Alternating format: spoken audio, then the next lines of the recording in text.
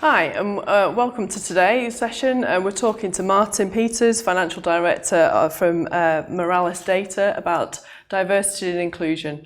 I'm Kerry Harrison and I lead the Lancashire Digital Skills Partnership and will be hosting this chat today. First things I've got to say though is if you're interested in accounting, ICS Accounting, who are our sponsors, are in the networking rooms. If you want to ask them any questions, please go there. So Martin, would you like to give us a little bit of an introduction to yourself, your role and your business and all that kind of good stuff? Yeah, absolutely. So thank you very much for having me here today.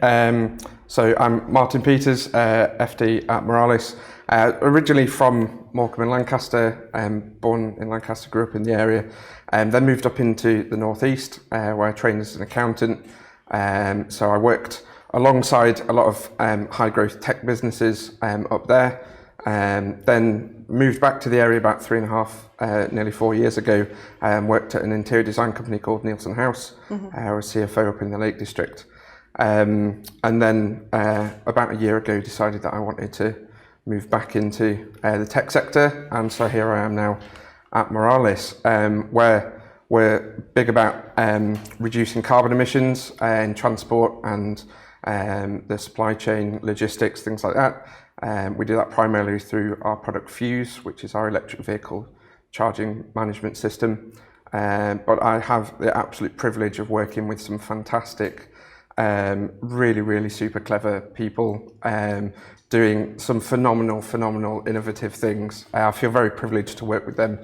And so our research and tech team are working on not just the electric vehicle side, but everything from drone routing, drone charging, all the way through to, we've got a 5G project with AMRC at their new facility in the northwest, working with BAE and IBM on how 5G can improve the chain of custody system for that. So it's a really exciting place to be. I'm really privileged to be able to be in this position. But kind of when I was in the northeast, when I was working alongside the tech businesses, it became apparent that there was this kind of disparity really within the industry. But I never fully kind of grasped that as an external advisor. And then moving across into Neilson House, although we were working alongside the construction industry, which has its own inherent problems in this area, it was actually the reverse there. So I was the only male in the organisation, and it was never really that apparent of those issues. Fast forward to being at Moralis, and as my position as FD, I have overall responsibility for HR and recruitment. And I remember back to the first hire that we had to do once I joined. It was for a technical role, and it was there was a really imminent need for that person, so we needed to move quickly and get someone in. We put out the job adverts, and job descriptions went out, and I think about 40 plus applications within the first 24-48 hours. I thought to myself, this is great, this is going to be easy, that's going to be a nice simple process. We'll get these shortlisted down, get the interviews done, and we'll get cracking. And it became very apparent when I actually started going through that process that there was not one single female applicant in the whole out of that 40 plus, and equally the diversity in there was pretty poor. So I probably shouldn't have been, but I was genuinely shocked at that, and it was really alarming. So I decided to do some reading around these things, and it quickly became very apparent that it's a well-known issue, a well-documented issue within the tech sector, but it was one that just the pace of change is just far too slow. And more needs to be done. As a dad of two beautiful young daughters, I want them to be able to grow up and be collaborative, engaged women who are able to contribute in whichever industry they decide to go into. And so I'm really passionate about making a change in this industry, championing more diversity and inclusion. And so that's why we started as a business of Moralis to sign up to the Tech Talent Charter as a signatory, and that was our first step really in wanting to do something different. That's fabulous, thank you for that. We've kind of got the opposite history in some respects, in that I started in the North East and then grew up in Lancaster, so I did a bit of a swap with you there, but most of my life spent in Lancashire and Lancaster. And it's good to hear that you've signed the Tech Talent Charter. The Lancashire LEP also have signed the Tech Talent Charter as a kind of really marker in the sand to say we want to absolutely have an impact on the diversity and inclusion in our businesses across Lancashire, but specifically in this case, and for myself, focusing on the digital sector. And the research we've done so far shows that less than 1 in 6 of our digital workforce within the digital sector and in tech talent roles are actually female, whereas in most other sectors it's more 50-50, although there will be some exceptions to that. So it's definitely an issue that we need to talk about. It's definitely something that we need to embrace, and it's not something that is detrimental to a business. It absolutely is something that can enable businesses and give them so many benefits from having a more diverse and inclusive workforce. So I think possibly thinking about it to start with, so why is it particularly important to your business, do you think? What would you draw out that is the key aspect to that? So I suppose what's really important to us as a business, we're developing global products to global issues. So we're trying to tackle issues that are for everyone, everywhere. And so our business needs to represent that. Our products, as we try and develop and grow them, need to have that diverse mindset and input. And quite simply, if they don't have that, then we'll be left behind. We won't be able to compete. So it's massively important to us with that respect. And also just as a business at Moralis, we want to do business the right way. We're all about people. It's been fascinating this week to hear at the Ray Festival many business leaders speaking so highly of their teams and how important that is for their success, and we're no different. We've grown. We were a team of 4 before lockdown. We're now up to 20. We're growing really quickly, and it matters to us about our culture and the way that we want to do business. And so it's a massively important part of our thinking going forwards. And we have big growth ambitions. And so we can see that there's an issue now. But as we look forwards and as we want to hire more and more people, we need that pool of talent to be as diverse as possible, because we're an innovative business, and if I'm a firm believer that diversity and inclusion is a seedbed for that innovation, and if we're wanting to push the boundaries of e-mobility and where we can take Fuse in particular, then it's massively important to us that we don't stifle that diversity within the business, and therefore we don't stifle our own innovation. Absolutely, and the research holds that up, that the more diverse an organisation is, the more innovative they become. So absolutely, all those different ideas and points of view really make a big difference. So in terms of in terms of that, and in terms of the journey that you're on, is there any particular barriers that you've had to overcome, either internally or externally, in your business, and how did you manage that? Yeah, absolutely. So there's a couple of things. The first is time. So as anyone who works in a small business or has done previously will know that time is a massive issue. It can often feel like there's just simply not enough hours in the day. So when you have those time pressures, when there's, it's really important to be as effective as possible by prioritising and managing your time well. Anything that adds to that, so any processes that need to be looked at a second time, or additional steps perhaps that need to be put in place, particularly thinking around recruitment, then that can be a barrier, because there's always an easier option, and the biggest temptation can be to just simply go for that easier option. Likewise with money, when every penny counts, anything again that can step in the way of perhaps going for the easier option. So if, for example, your recruitment process has been to put a job advert up on your own website or a free jobs board, then actually thinking about doing something different to access a different pool of talent, if that comes at a cost, that can certainly be prohibitive. So I think those are really key for us and for myself personally.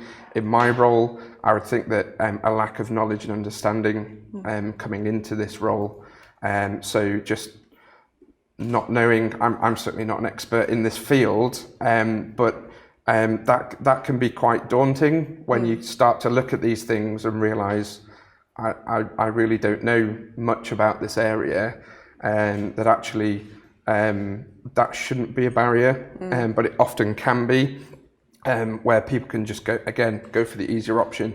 I don't know what I'm doing in this space. I don't know what the answers are, so I'm not going to do anything. I do believe that there isn't a fence to sit on, if you like. There isn't a neutral space in this area. I do think that by doing nothing, you're either part of the problem or you're part of the solution. And I think doing nothing is actually just adding to the problem. I couldn't agree more. So do you think that fear of either doing the wrong thing or not knowing enough is what's stopping a lot of businesses talking about this or doing stuff about it? Or do you think there's other issues that are stopping businesses prioritising diversity and inclusion? Yeah, I think there's those kind of things. There's perhaps not knowing where to go for support. So that's where the Tech Talent Charter has been massively helpful for us with their open playbook that has given us the opportunity to really think through these processes, and it's brought together the key elements of where other people have done things well. I think as the tech sector, we're renowned for being able to collaborate really well around things like innovation and really kind of like pushing innovation and digital and tech solutions forwards. And I think fundamentally there's no silver bullet to this problem, certainly not that I can see.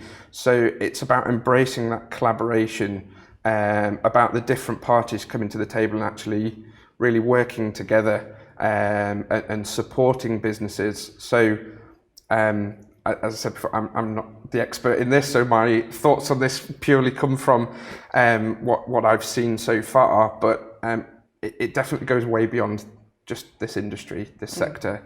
There's a lot of problems around this, and for example, I can see that it goes right the way back to education.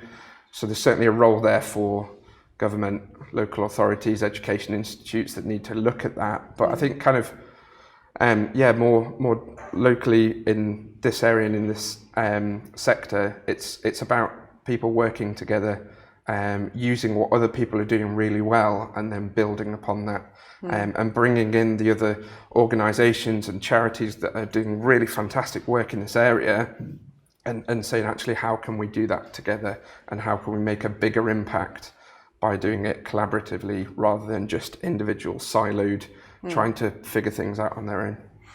Absolutely. I think you need to be an advocate for this. Everybody needs to be an advocate, or you're part of the problem. Yeah, and absolutely. So absolutely. And it's interesting you talk about schools and young people. Young people say that if they can't see it, they can't be it. So if you can't see it, you can't be it. And then we haven't got enough female role models to actually show them that option. Then the numbers of girls taking sort of those digital subjects tend to be lower. So we kind of need to break this circle and make sure that we show them lots of role models of all different shapes and sizes, of all types of people, so that we can actually promote and role models, because you need to be able to relate to them, don't you, and see them in action to do this. And Tech Talent Charter is a great start, and we've been really fortunate in working with them as a LEP and taking things forward. So they're a great source, and the Open Playbook is just a brilliant source of information on what to do next. What do you think is the bravest thing that Moralis has done in terms of diversity and inclusion? I think probably the bravest thing is actually just holding our hands up, admitting that there's a problem here, that we need to do something about it. And then I think the bravest thing is probably just taking that first step. So signing up to the Tech Talent Charter was very much our kind of pinning our colours to the mast. It's saying we know that there's a problem here, we want to do something about it, and so we're going to make a start. And there's that level of kind of just being able to say, right, we've signed up to that, so how are we doing with that? What are we going to do next? And just, yeah, I think the bravest thing is taking that first step. Often the hardest part is taking that first step, isn't it? Definitely. How in what ways do you think the coronavirus outbreak and possibly and/or Brexit have impacted on businesses in terms of prioritising diversity and inclusion? Because it seems to have taken a little bit more of a backseat recently for some people, despite lots of activity during the last year that would possibly edge you towards other conclusions. But has it had an impact? What have you seen? Yeah, so one of the things that we've definitely seen particularly through COVID restrictions and the enforced working from home, and we've seen how massively helpful that can be to us as a business. Our staff have been really, really productive and efficient working at home, and so we've had to look at how we integrate that into our plans going forwards. Likewise, the use of time, we do things differently at Moralis. We're very much a business that says our staff know what they have to do, they know when they have to do that by, and then it's down to them as to how they structure their times, how they structure their days. So looking at things like home life, childcare responsibilities, family responsibilities, other activities that people want to pursue that might not fit into evenings and weekends, and how that can impact on the job that they want to do and how well they do that. So it's very much been a case that we've now taken space here in Fraser House, which has been a fantastic step towards being able to deliver something whereby we can say our staff can choose the hours that they work and the place that they work. So having that ability to say, I definitely wouldn't say that we all have to work from home all of the time. I think there's massive benefits to seeing people face to face and how that impacts on collaboration and the social side of that, getting to know colleagues. Some of our colleagues we haven't even met yet because of COVID. But what that has done, it's really helped us focus on where do we go next? How do we take that, and how does that help us with inclusion within the workforce as we look to grow? So as an accountant, we might look and say, well, we're paying for space when it's only used 20% of the time, and you would think, well, there's no benefit to that, so we're not going to do it. Actually, we see there's massive value to that, and it gives people the option, and therefore it's something we want to do, because we very much want to have that opportunity that people can decide for themselves how they work best, and that may change over time as well, particularly as we navigate out of lockdown restrictions. People can decide for themselves, I've tried this, and actually I think I want to spend a bit more time in the office, I want to spend a bit more time with my colleagues, or actually I did that and it was really hard, and actually it's easier if I work from home on that day, for example. So that's been huge in our thinking going forwards. We've sadly been affected by particularly the COVID restrictions around travel, and yeah, I won't go into a huge amount of detail, but certainly I think from a Brexit point of view, which I don't feel will fully see the impacts of that for a bit of time to come yet, but certainly my own personal view is anything that restricts the movement of people, so people wanting to come and work in the UK, I don't feel that that's a good thing for inclusion. Yeah, absolutely. So you talked about your journey there, and where do you think, or what ambitions do you have for, say, 5 years' time in terms of diversity and inclusion? You've made your first step, you signed the Tech Talent Charter, you're clearly on that journey. 5 years' time, where do you want to be? So I'm going to start by saying something that probably sounds really kind of generic and wishy-washy, but we want all of our roles across the business to be a level playing field for everyone, and particularly we've seen that, as I've said, in the technical roles, we've seen real issues with that.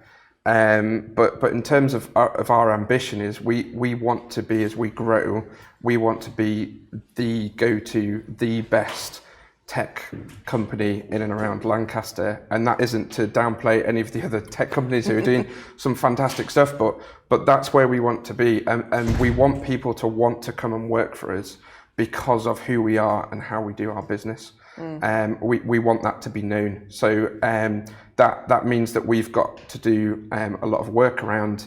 As I said, as we grow, we want that talent pool to be diverse and the best possible talent pool that we can get access to. So that means that we've got to make some decisions over the next kind of 12 to 18 months as to how do we get there? How do we make sure that we're shouting about the good stuff that we do? But equally, how do we make sure that we're part of those solutions? How are we collaborating with other people? How are we making sure that we're making an impact for the future so that we as a business will benefit in the future?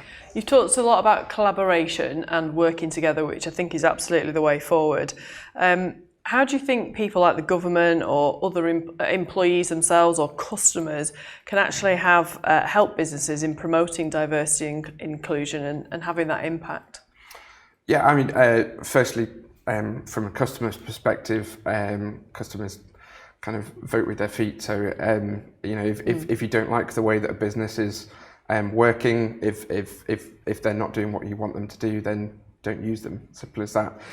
But in terms of kind of the wider space, I think, collaboration is massive, and it's about having those open conversations. So being brave enough to go and step out and say, how can I help? Who do I need to speak to?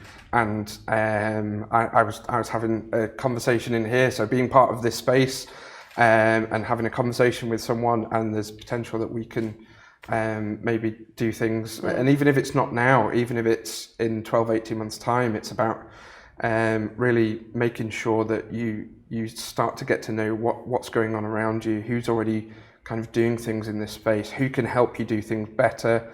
The Tech Talent Charter is fantastic in being able to facilitate that, and they're already working with government and other organisations and bringing together how do we do things better. Making sure that conversation keeps moving, and that means being active in the space, not waiting for other people to come to you, but actually taking that time, being willing, being passionate to really want to make a difference, and then taking that first step. I guess communities like Fraser House and other similar ones across the county will make it easier for people to hear what other people are doing and to possibly have that help. So it's great to be part of it. Obviously, you're a director of Moralis, and at a senior level, you have these conversations. What kind of tips would you give other CEOs, MDs, FDs who are thinking, we really need to make a difference, I don't know how to start, to really make that change in their business? What kind of tips would you give the senior teams? So firstly, I want to say thank you to the other senior leaders at Moralis who I remember when I went to them and said, look, we need to do something about this. I think the first step is sign up with the Tech Talent Charter. We want to become a signatory. And the response was, one person said, I was going to ask you about doing that. And the rest of them said, yeah, absolutely, that's what we need to do. So I know that's not always the normal position, but to have that backing and to be able to know that the steps that we're taking going forwards are backed up by the rest of the team, that's massively helpful. That just makes everything so much easier. So I suppose the tip from that is, if you're thinking about this space, whoever takes ownership of that, back them. Make sure that you make their life as easy as possible, really. And for people who are wanting to do that, and maybe they're on their own, they're the only director, or perhaps they're the only one who's kind of really passionate and wanting to make a start on this, I would say it's about look at what other people are doing. Don't try and reinvent the wheel. There's loads of resources out there. Go and look for it, because and go and speak to other people who are doing this. There's a so from the Tech Talent Charter, there's loads of signatories. There's loads of people already in the space. Go and have a look. Go and speak to them. Ask them what they're doing. Ask them what works well. Ask them where they've had challenges. And I think to kind of take a step down from there as well, I think it's really important that employees in this space that want to make a difference will kind of step up and be brave enough to go and ask the question. And I would say from that point of view, two things. Firstly, this stuff will take time. Inevitably, it will take time, and it will take an element of passion to want to really kind of change things. So I would say, firstly, go and find the right person. Find someone who has that capacity, who perhaps has that passion already, that hopefully there is a suitable someone within the organisation. But then secondly, and I think this is kind of a more wider point as well, make it easier for people to say yes. Don't go with a problem. Don't just say, oh, I don't think things are really working too well. I'm not too impressed with the level of diversity and inclusion within this workforce or what we're doing to address the issue. Go to them with a solution.